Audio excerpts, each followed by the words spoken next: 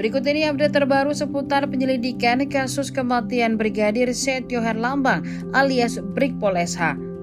Pihak kepolisian sudah memeriksa 14 orang saksi untuk mencari titik terang penyebab sebenarnya anggota polisi itu tewas tertembak.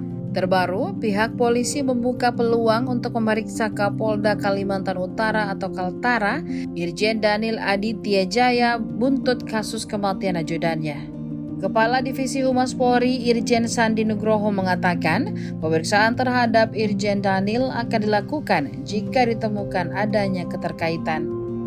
Ia mengatakan Irjen Daniel belum akan diperiksa dalam waktu dekat ini, namun tim penyidik akan melakukan pemeriksaan jika keterangan Jenderal Bintang 2 itu dibutuhkan.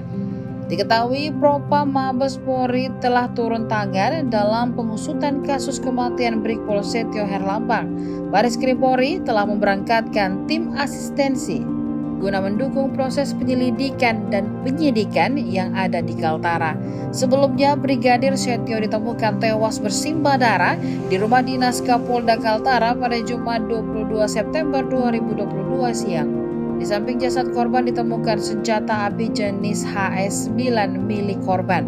Pihak kepolisian hingga kini masih mendalami penyebab kematian ajudan Kapolda Kaltara itu berbasis investigasi kejahatan ilmiah.